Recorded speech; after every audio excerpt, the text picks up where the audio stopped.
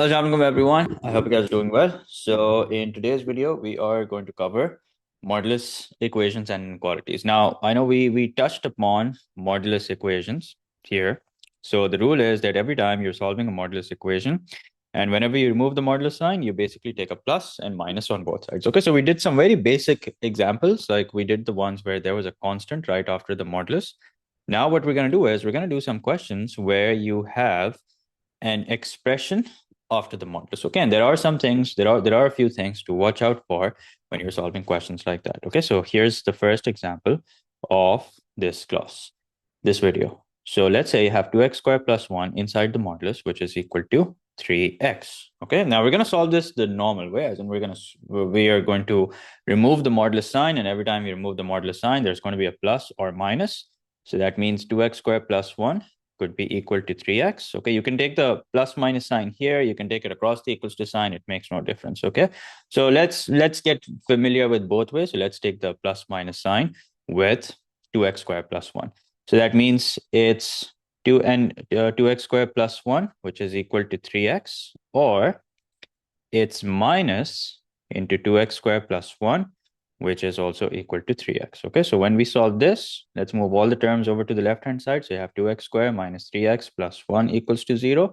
Let's solve this, and I'm just going to save some time and write down the answer directly. So we get x equals to 1 or x equals to half. Okay, and then when we solve this, let's expand this first. This will become minus 2x squared minus 1 equals to 3x. Let's write this nicely. Let's shift all the terms over to the right-hand side. So this will become 2x squared plus 3x plus 1 equals to 0. And then here also, I'll just write down the final answer, which is going to be minus 1 or minus 1 upon 2. Now, interesting thing over here is that earlier when we got the answer, that was it, that was the end of it. But whenever you have, and I want you guys to make this a standard rule, whenever you have an algebraic expression on both sides, okay, whenever you have an algebraic expression on both sides of the equals to sign, doesn't matter whether it's inside the modulus or outside, you always verify your answer. Okay, and here's what will happen if you don't verify your answers. Okay, you might think that there are 4 answers, but let's see if that is actually the case or not. Okay, so here what we're going to do is we're going to verify all our answers. Okay, and when do we verify? We verify whenever there is an algebraic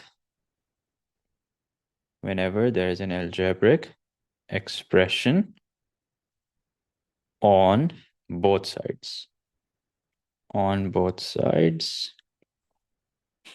of a modulus equation, and not just a modulus equation, but also a modulus inequality. Modulus equation or inequality. So we're going to look into inequalities as well, but first let's verify our answer. So let's go back. This is what we had, 2x squared plus 1 inside the modulus, which is equal to 3x. Okay, so what I'm going to do is I'm going to one by one plug in the values that we have gotten. So let's plug in 1. If you look at the values, you notice that you have 1 and minus 1. Okay, so I'm going to plug in 1. Let's see what happens if I plug in 1. So it's going to be 2 into 1 squared, which is just 1, which is just 2. 2 plus 1 is 3 inside the modulus. And here also, if you plug in 1, so it's modulus of 3, which is equal to modulus of 3, and this is correct. Okay, nothing wrong. This answer is spot on. However, if I plug in minus 1, notice what happens. Minus 1 squared is 1. 1 times 2 is 2. Okay, so I'm plugging in the value over here, and 2 plus 1 is 3. So you don't have to like show the working, the simplification part, just write down the final answer. So you have modulus of 3, which is equal to, if I plug in minus 1 here, then we get minus 3. Now, is it possible that modulus of 3, which is 3, equals to minus 3? No, it's not. So that means minus 1, although we did get minus 1 while solving it, but is not an answer that satisfies the inequality. Now let's try the same for half and minus half. And you don't have to verify your answers in a specific order. You can do them in whatever order you like, but just make sure that you verify all of them. Now, if I plug in half, so half square is 1 upon 4. 1 upon 4 times 2 is half. Half plus 1 is 3 by 2. That means we have 3 upon 2 inside the modulus. And if I plug in half here, we have 3 upon 2 as well. Okay, so the value that I'm using over here is x equals to half. So 3 upon 2 positive is equal to positive 3 upon 2. So that means our answer is correct. There's nothing to worry about. So x equals to half is also acceptable. 1 is acceptable, half is acceptable. Now let's try the same for minus half. Let's plug in minus half. So if I plug in minus half inside the modulus, I'll still get 3 upon 2 because minus half will be squared. So that's as good as positive. But if I plug in minus half in 3x, I will get minus 3 upon 2. Now here's the thing. When you remove the modulus, 3 upon 2 becomes positive and only positive. And here, this remains negative. Are they equal? Of course, they're not equal. Okay, just like 3 was not equal to minus 3, this is also not equal to. These are two are also not equal. So that means this is not an answer that satisfies. So our final answer is going to be just 1 or half. And remember, when do we verify our answer? We verify our answers whenever we have whenever we have an algebraic expression on both sides. Okay. Now I'm going to do another example, and I don't make a standard rule that you will always have an answer which is acceptable and an answer which is unacceptable. Sometimes you'll have two answers and they will both be acceptable. Okay, so, and we are also going to learn another way to solve a modulus equation. So let's say you have 2x plus 1, which is equal to x plus 5 inside the modulus. Okay, now there are two methods, and I want you guys to understand both the methods equally well. So here's method 1 to solve a modulus equation, which is that you remove modulus by introducing plus minus. Okay, something that we are already familiar with. So that means 2x plus 1. Now here, because you have modulus on both sides, you might argue, where do we take the plus minus? So the answer to that is it doesn't matter. So if, let's say, you move the modulus from both sides, you could say 2x plus 1 is equal to plus minus x plus 5. Or you could even say that 2x plus 1 with a plus minus is equal to x plus 5. It doesn't matter where you take the plus and minus, you will get the same answer irrespective.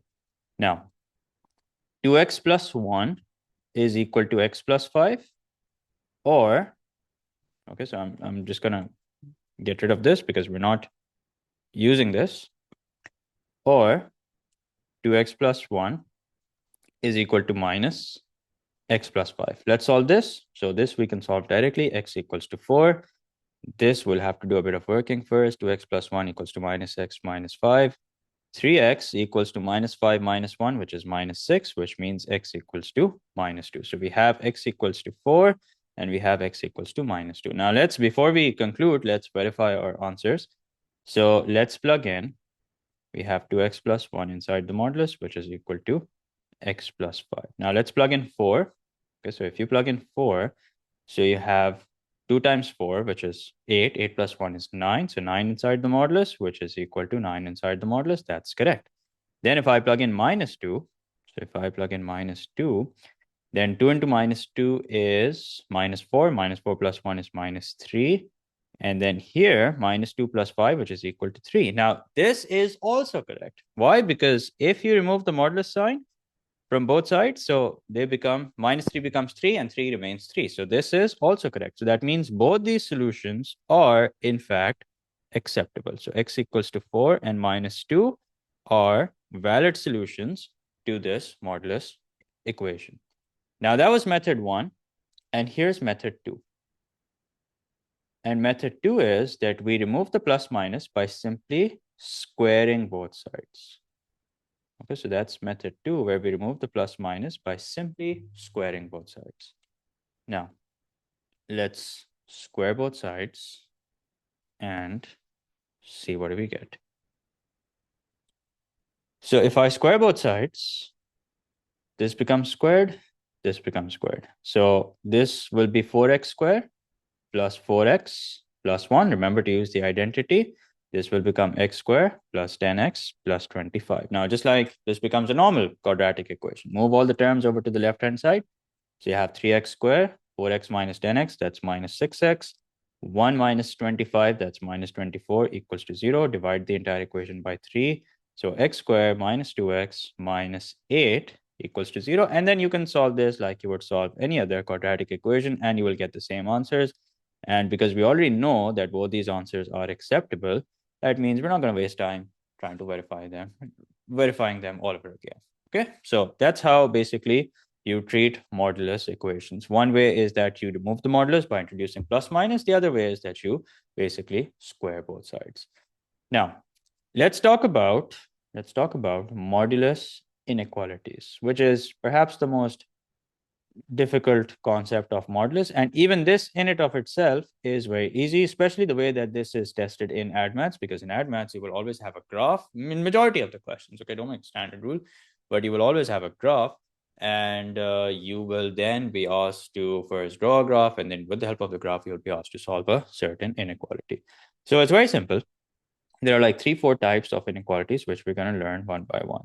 So type 1, this is what type 1 looks like. If let's say you have modulus of x, which is lesser than or equal to a. Okay, and a could be a constant, or it could also be in terms of x. Meaning it could be modulus of x is less than 3x plus 5, modulus of x is less than 5, doesn't matter, it could be anything. Now, the way we treat this is kind of the same as an equation, but because in an equation, there is no such thing as the sign flipping or something. So, and that is the case with inequality. So we have to be a little bit careful.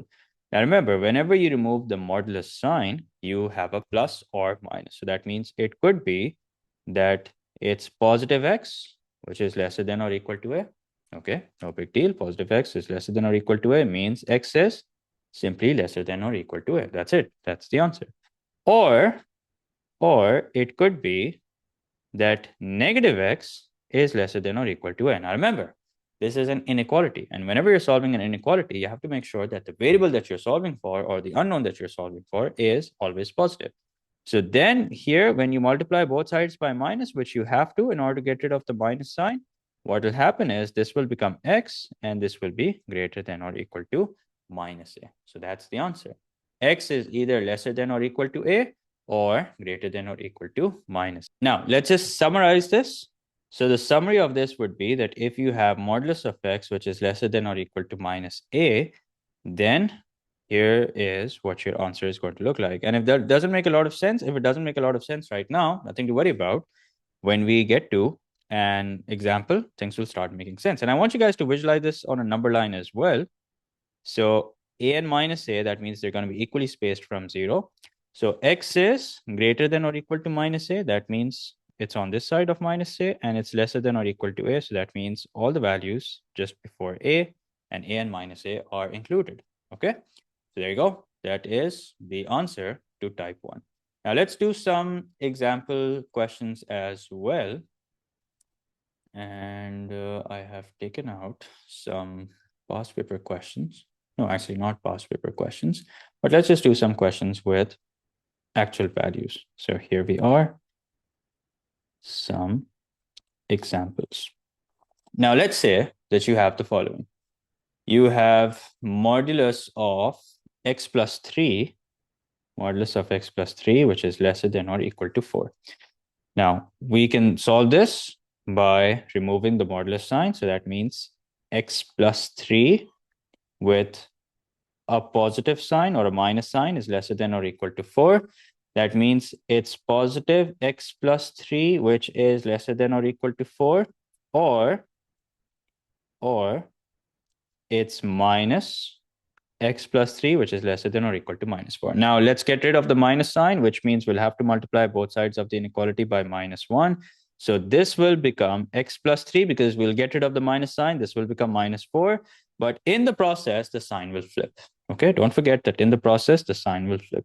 So let's start solving them one by one. X plus 3 is lesser than or equal to 4. That means x is lesser than or equal to 1. And then when we solve this, we get x is greater than or equal to minus 4 minus 3, which is minus 7. So that means if I want, I can write this in a straight line as well, because it's greater than a lesser value and lesser than a greater value. So this is what we get.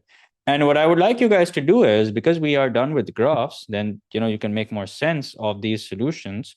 So I want you guys to visualize this on a graph as well. So what you see in red is basically the graph of, what you see in red is basically the graph of y is equals to modulus of x plus 3. And what you see in blue is basically the graph of y equals to 4. Okay, it's a horizontal line.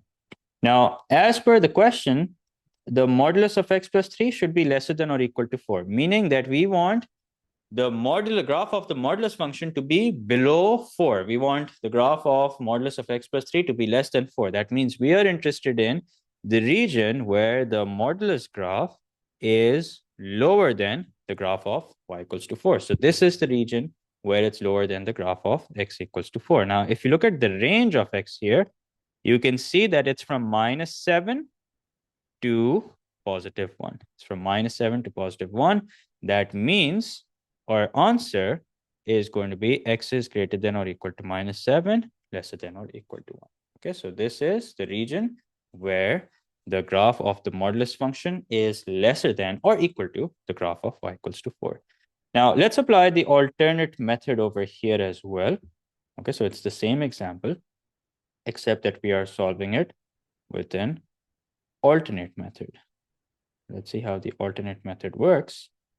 Because the alternate method is not just for solving equations, it also works for solving inequalities.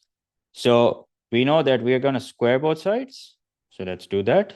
This will become x squared plus 6x plus 9. I should mention over here that the alternate method is to square both sides. And this is lesser than or equal to 16. Now let's shift all the terms over to the left-hand side. X squared plus 6x. 9 minus 16 is -7, lesser than or equal to 0. And then when you solve this inequality, when you solve this equation, you will get two answers, x equals to -7 or +1.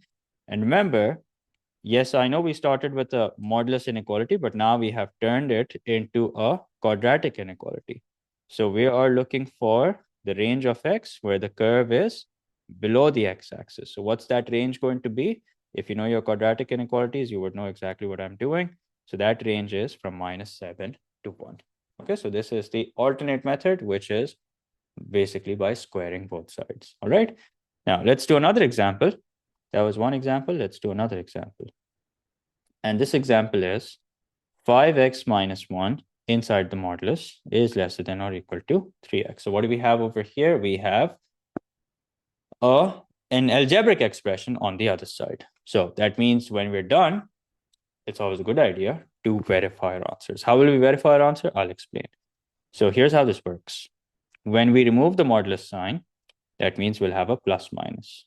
So it's 5x minus 1 with a plus minus outside, which is lesser than or equal to 3x.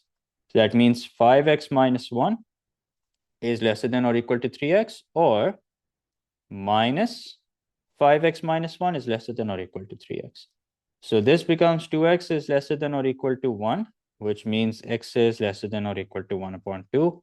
This becomes minus 5x plus 1, minus 5x plus 1 is lesser than or equal to 3x, which means that minus 5x minus 3x is lesser than or equal to -1.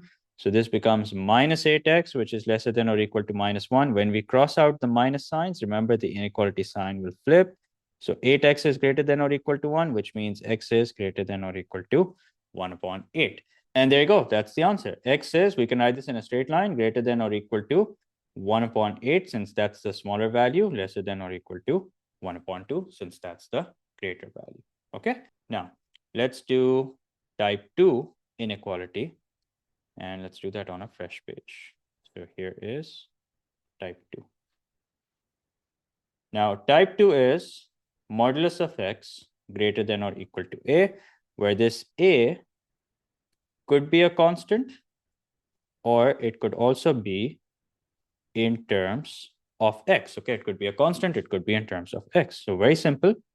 Here also, we follow the same procedure that whenever the modulus sign is removed, okay, you get a plus and minus. So that means it could be plus. So first of all, whenever you remove the modulus sign, it's going to be plus minus x, which is greater than or equal to a. So if it's plus, there is no change that we have to make. It's modulus of x being greater than or equal to a. But if it's minus, that means it's going to be if it's greater than or equal to a, once we multiply both sides by minus, the sign will flip. So that means it's going to be lesser than or equal to minus a. Okay, when we multiply both sides by minus.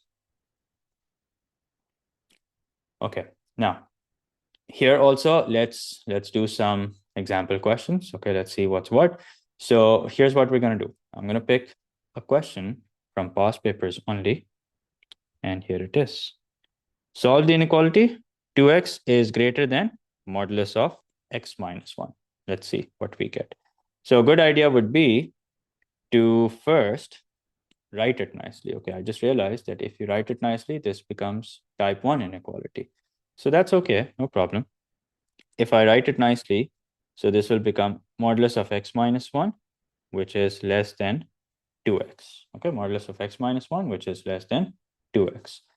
So we will remove the modulus sign. And when we remove the modulus sign, remember, we're going to have a plus or minus. Okay, so that means x minus 1 with a positive sign is less than 2x, or x minus 1 with a minus sign is going to be less than 2x.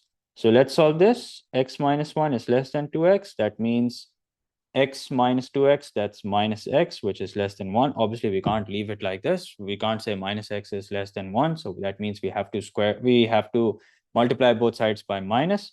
And when we multiply both sides by minus, we get x is greater than minus 1. And then if you solve this, this will be minus x plus 1 is less than 2x. And let's solve this further. So it's going to be 1 is less than 3x. Let's write this nicely. So 3x is greater than 1, which means x is greater than 1 upon 3. Now, we have run into an interesting situation. Okay, we've run into an interesting situation. Why? Because if you think about it, we're saying x is greater than minus 1, and at the same time, we're also saying x is greater than 1 upon 3. So if you're saying that x is greater than 1 upon 3, do we really have to say that x is greater than minus 1? Not really. So here's what we're going to do. We're going to check. Okay, so we're going to check by picking a value which is just greater than minus 1, but not greater than 1 upon 3. Okay, so what's a value which can be greater than minus 1, but not greater than 1 upon 3? Okay, if you want an integer value, that's going to be x equals to 0. So if you plug in 0 here, 0 minus 1, that's going to be minus 1 inside the modulus, which is less than 2 times 0, which is 0. Can I say 1 is less than 0? Of course not. Of course not. 1 is not less than 0. So that means this is not a valid solution. And if this is not a valid solution, we cross this out. The only acceptable solution is x is greater than 1 upon 3. Okay, that's the only acceptable solution, that x is greater than 1 upon 3. Okay, so I hope that's clear. And this is type 2. Now, there's only one type left, which is when you have modulus on both sides. All right, now there's type 3. Type 3 is where you have modulus on both sides. Now, whenever you have modulus on both sides, it's recommended that you solve it by squaring both sides, especially when there is an inequality. Okay, this is the method that you must use whenever you have a modulus on both sides. Okay, so here's a past paper question which we're going to solve, and we're going to solve it by squaring both sides only. So x minus 2. And the reason why I'm emphasizing is because if you don't use this method, then the signs can be very challenging, because there's going to be a plus minus here, there's going to be a plus minus here, and things can get confusing because you'll have to make so many combinations: plus with plus, minus on one side, plus with the other, and then plus on one side and minus with the other. Okay, and then you'll have a bunch of solutions from which you will have to accept some and reject some. So that's why your safest bet is to square both sides. And when you square both sides, in that case also, it's a good idea to verify your answer. Okay, so here we have x squared minus 4x plus 4, which is greater than, now remember, when you're squaring this, so you'll square 3 as well as 2x plus 1. So 2x plus 1 squared will be 4x squared plus 4x plus 1. So we have x squared minus 4x plus 4 is greater than 9 times 4, which is 36x squared, plus 9 times 4, which is also 36x, plus 9. Now we move all the terms across the equals to sign. So I'm going to move all the terms.